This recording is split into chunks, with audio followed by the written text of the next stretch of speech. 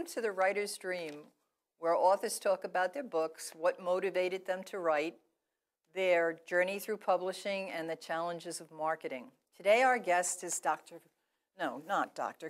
Phil Keith. And he has written a book, Black Horse Writers. This is his new venture, but he has had a long and distinguished career. In fact, I'm going to mention some of the things that Captain Phil, would you like me to call you Captain Phil? Do you like Phil that? is fine. Thank you. Or would you prefer Phil? That's great. Okay. Phil is good. Phil is good. He's had so many careers. He started off with a history degree from Harvard, which in itself is extremely impressive. He then joined the Navy and became an aviator, won medals, was in the Vietnam War. After that, he was a successful business executive and really was involved in marketing mostly, yes? Correct, yes. And moved on to be a university professor, training people in sales. As a result of that, he wrote a book called Sales, the Best Damn Job in America, which, okay. People always love the title. Now he's retired, and he's a journalist and writer. Yes. So this is very impressive. And can you tell us a little bit about how your career led you on a journey to writing? Well, it's funny. I've always wanted to write. I think I first got the bug when I was in college, and I started out having to take what was called an expository writing course. We all did. Yeah, to prove to my professors that I had had the training sufficient to handle the course load and write the term papers and so forth. And my expository writing professor, you may recall this name, was a young teaching assistant at the time by the name of Marty Peretz. And Marty, of course, has gone on to a very distinguished career in journalism and still is around as the editor of the New Republic.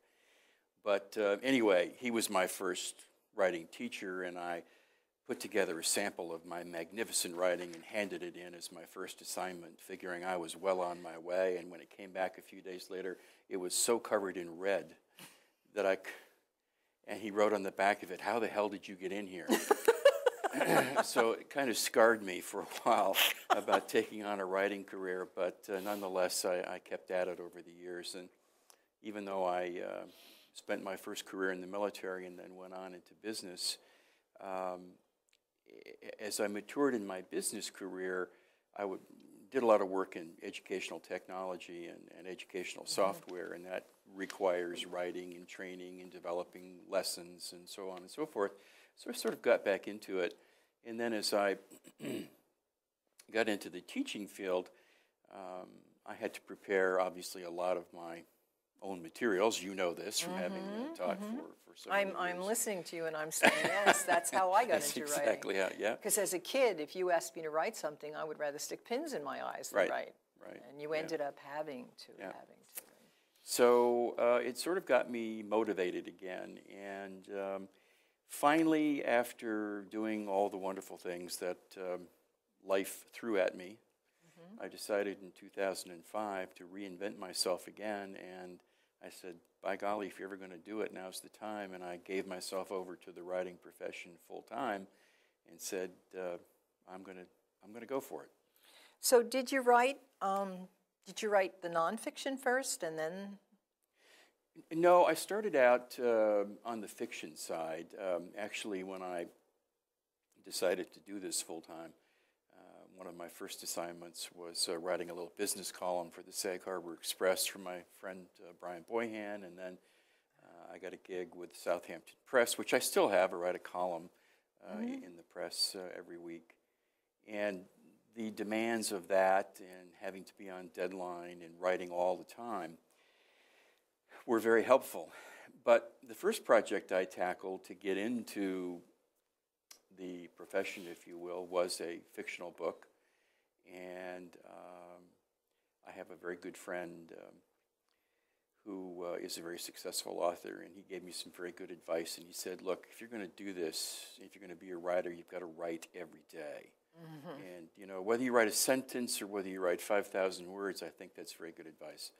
So I sat down and I cranked out a 700-page fictional novel in 6 months. Oh, wow. And I had this manuscript, and, now what do I do with it? And, of course, this is 2005, 2006, and these are, lucky for me, the years when traditional publishing is now smashing up against the shores of the new digital publishing scenario, and a lot of turmoil in the business. But nonetheless, I tried to do those things that they tell you to do traditionally to become successful, send out query letters, try to get an agent, talk to publishers, et cetera, et cetera. Well, I got another good piece of advice, and that was try to get something, even if it's a piece of what you're doing, published or recognized, either in some literary journal or enter contests. And that happened to be the first year that the Amazon Breakthrough Novel Award contest came upon the scene.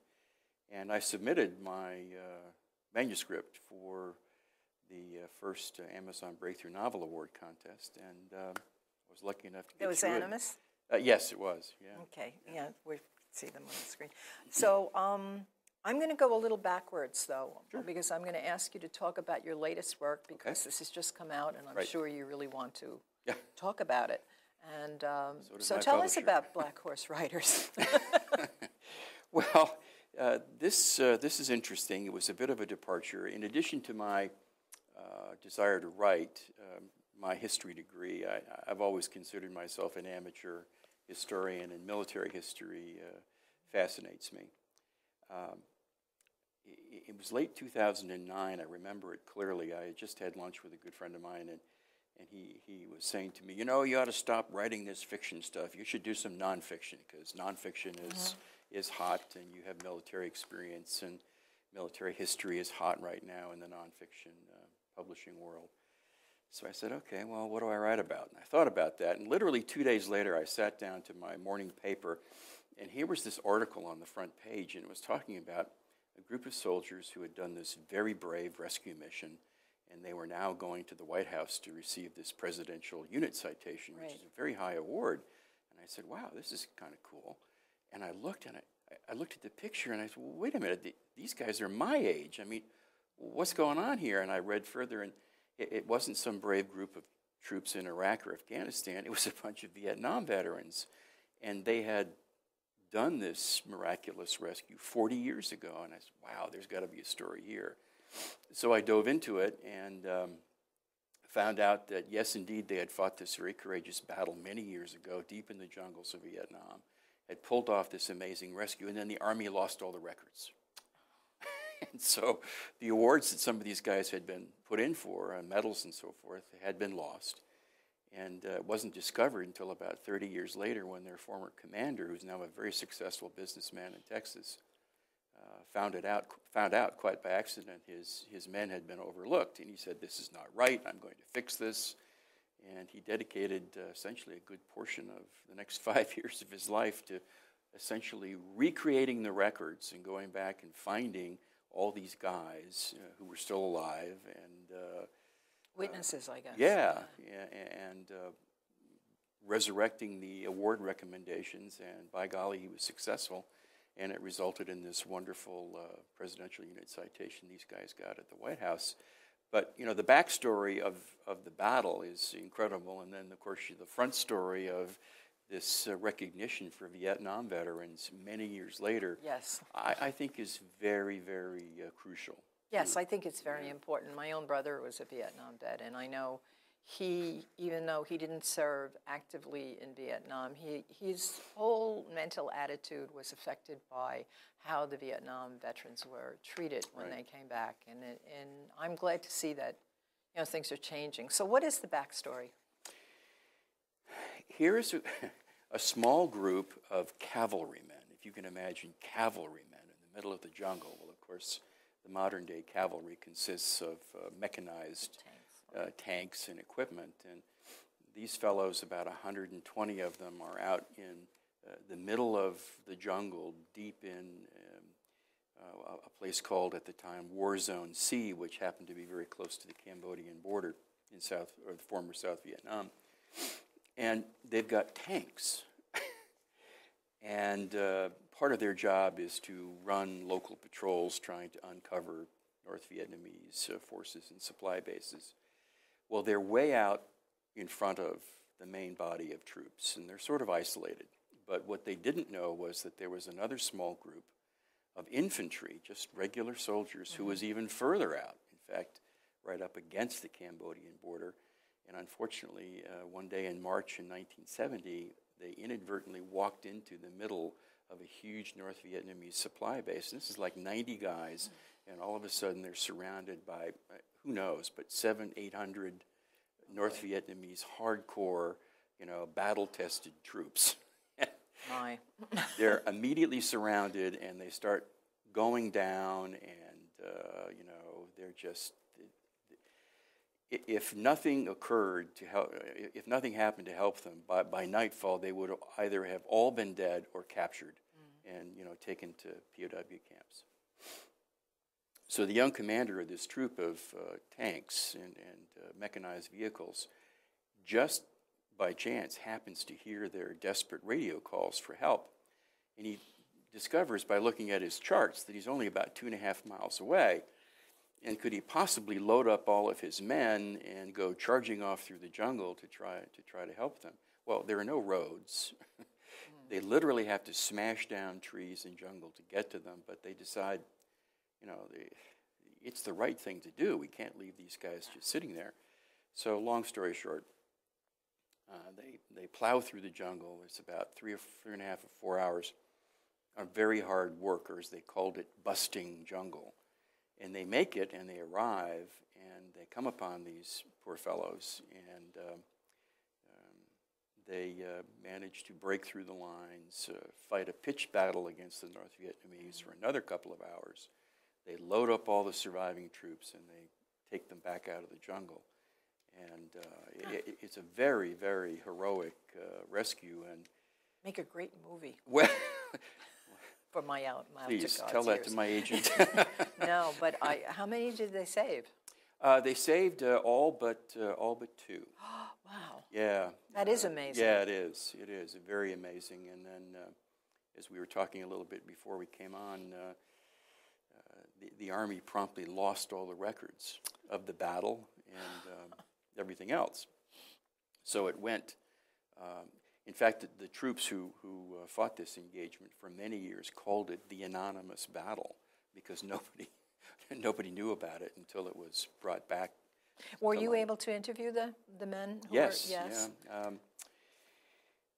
There were approximately 200, give or take a few, still alive, who were directly involved, either as part of the rescuing force or the force that was rescued. As you might well imagine, there were a number of them who it was just too painful, too uncomfortable to talk about even after all these years. Sure. I discovered fairly quickly and unfortunately the number of them to this day suffer from what we now call PTSD. But ultimately I was able to interview about 120, and I've captured about 90 of those stories in the book. And it's just come out. We're out about 3 weeks, and I'm very gratified to understand from talking to some of the men that it's become part of their healing process, which is a good thing.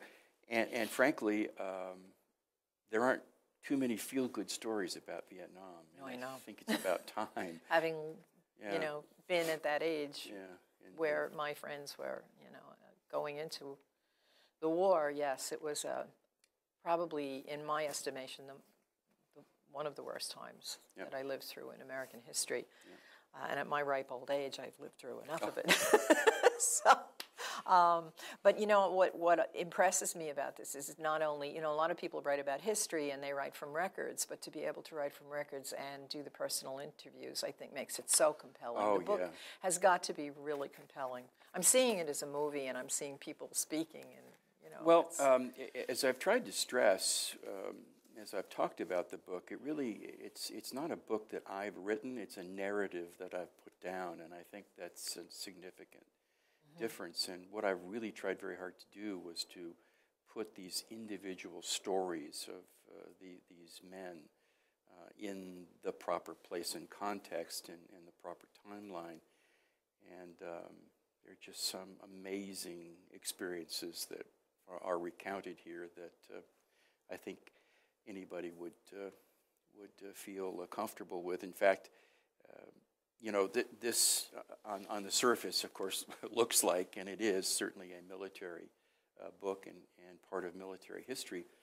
But I'm also gratified that a number of women have talked to me and said, I really didn't think I was too interested in this book, but after I started to read a little bit of it, it really is about their stories, and it's personal. Personal. Yeah, makes it a little more interesting. And I think just looking at it from a marketing standpoint, we're at a time now when we're really thinking in this country a lot about the personal stories of people involved in wars, without getting too political. That this kind of thing is going to. I'm going to read it. Oh, good. I'm going to. I'm looking forward to reading it. Great. And I understand that you have 2 projects in the hopper. One of them about, and I think this is fascinating, the Medal of Honor winners, 17 of whom come from Harvard, and you are a Harvard grad. Yeah, that was a story that I didn't really know until about a year or so ago, when a good friend of mine who also is a grad of Harvard and went through Naval ROTC like I did, and a career in the Navy, and there aren't too many of us. It's not typically something that Harvard grads do, make the military a career, but whatever, it's another story. He contacted me about a project he was working on to put together a commemorative plaque in the university's church in Cambridge, and the plaque is honoring the Harvard grads who are Medal of Honor winners, and it turns out that, as you said, there are 17 of them, going all the way back to the Civil War, all the way up through Vietnam, by the way, which I found fascinating. And what makes it perhaps a little more interesting to people who are other than Harvard alums or interested in the university is that the 17 is a number that represents the largest number of Medal of Honor winners from any college or university in the country, other than, as you might suspect, West Point or Annapolis. Sure. And as I got into these individual stories, some of them are pretty unique, and it was a lot of fun. I really wrote the book as a commemorative for Veterans Day last fall, when the plaque was dedicated at the church, but it's grown in interest and popularity, and it's out there. It certainly sounds like a doable project and an interesting one. So you also write fiction. Yes. And I've looked at your 2 fiction books, Animus and Belladonna. Belladonna. I actually grow belladonna in my yard. Ah. And so I really, you want to tell us a little bit about what the genre is and what the themes are? Sure. Well, Animus was the first book that I wrote. That was the monster that I sat down and created, writing every day, day after day, for 6 months. It was 6 months. It was sort of a cathartic experience at the time. And people asked, well, what's it about? And I said, well, it's about a potential terror attack in the Hamptons. And people go, oh.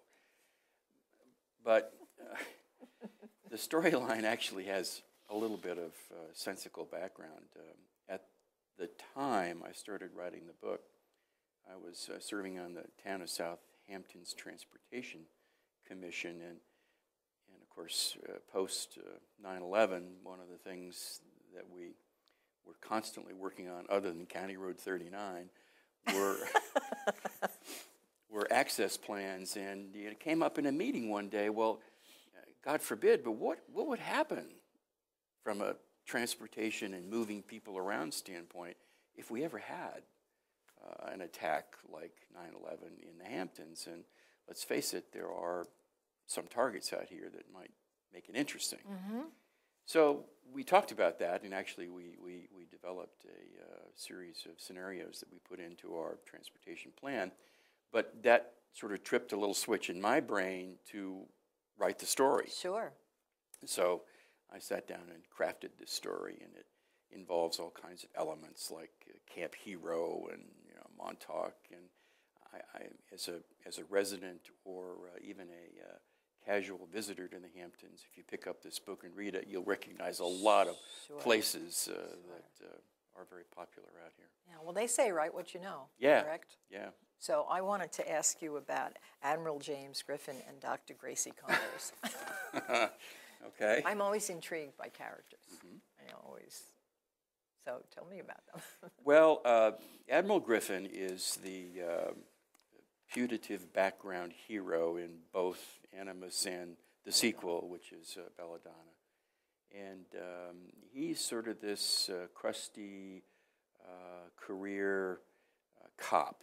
He starts out in the beginning of Animus as the chief of detectives for Suffolk County. And he is also a Navy reservist, and he spends part of his life in the Navy Reserve, and he's got that career. This all sounds very familiar. Well, write what you know. Yes, exactly. So I wove in a little of his deployment to Iraq as one of his activities in the book, and some of the interesting characters he meets along the way. And he's sort of this hard-bitten guy who's been around and sacrificed many things to his career, including a marriage, and he now has a very attractive and very brainy girlfriend by the name of Professor Gracie Connors, and she is a professor of criminal justice at John Jay, and she's sort of his alter ego in that she's the theoretical one and he's the practical one, and they go through this yin and yang sort of experience in exposing this horrendous plot to blow up the Hamptons. And then the subsequent book, Belladonna, is a series of sensational murders that come out of Sounds like a winning combination to me. Yeah, I always fall in love. I like certain authors, and I always fall in love with the characters. If I don't fall in love with the characters, the books don't work for me. Well, there's a third book. It's still in crystallization Process. form. Yeah. And actually, Black Horse Riders, there's a bit of a sequel to that as well. I kind of think in trilogies, and actually my publisher has just given me a contract for the follow-on book. All right. And I hope there's one more beyond that. So in your business career, you were in marketing. Yes. So can you give us budding writers and our starving writers and our aspiring writers some tips about marketing? Well, people have asked, and I'm very happy to tell about my experiences. And one thing I can tell you is, and I said this before, if you're going to be a writer, you've got to write. And I think you've got to stick with it, and you've got to be very disciplined about it. Persistence, as that famous poster says, persistence is everything. You have to be persistent. I think that you have to network. This is very, very critical to the process these days, especially when you have all of this drama and trauma going on in the publishing business. There's a big clash between traditional publishing and digital publishing and self-publishing. And you've got to exercise those contacts you have. And even though you may say, well, I don't know anybody in the business, believe me, you do, because you have friends who have friends. And if you go by that, 6 degrees of separation sort of concept, if you ask people to ask people to ask people, somebody will know somebody that you can talk to. And that was my case. I mean, I decided to become a writer full-time, but I didn't have an agent at the time, and I didn't really have any friends who were directly involved in the publishing business, or at least I didn't think I had, but it turned out I did. And I think networking is a big part of it. The other thing is use the tools that are available to you that the industry is now giving you that we didn't used to have. That's right. Yeah. And one of those is the ability to self-publish. There's nothing wrong with self-published. Yeah. I mean, that's essentially how I got to where I am today. Traditional publishers like to see people who have enough enthusiasm and energy for what they do to really push it forward. It's not enough to write a book anymore. You have to be able to promote. and that means promoting yourself. And one of the best ways you can promote yourself is to take advantage of these tools. Self-publishing is a great tool in this regard. Doing practical things like, if you're an author and you have a manuscript, you're entitled to have an Amazon authors page. That's and right. It's free. And why people don't go to Amazon and put up their own author page and populate it with those things that they are writing, I mean, that's a tremendous, tremendous tool. You're right, and as soon as I go home, I'm going to get on my author's page and update it. and of course, your own website. Right? Yes. These are all things that I think people who are very interested in publishing today are into, and I too am I won't say a victim, but certainly I have experienced the traditional versus the self-publishing, and I actually wrote my books 14 years before I published them because I was told, when I write during a writing course because it keeps me on track. I need to be kept on track. And they said, they're good, you could publish them, but it'll take you 7 years. So I put them away. I said, 7 years, what are you, crazy? And then when self-publishing started to really become popular, I said, gonna do it. And I did it, and it's been so rewarding. Yep. But I have a question for you. Sure. I had a guest on the show who said, you can write the book, you can have a beautiful package with a beautiful cover. You can even have products that go with it. And you can have an agent and a publisher, but you need someone to anoint you to make the book a seller. Mm-hmm. What do you think about that statement? Who anointed you? Well, I guess I could answer that two ways. Who anointed me? Well, I'll tell you there are two people that anointed me, and I'm glad you mentioned the writing seminars because that helped me too. I have a very good friend, Tom Clavin, whom you may know, who's a very successful writer, and I took his seminar a couple of years back. And so Tom was a big proponent for me and helped me a great deal. So he anointed me. Well, I thank you so much. This was so interesting, Great. and I am going to read that book. Wonderful. Thank you very much. Thank you. This was fun. This was the easiest thing.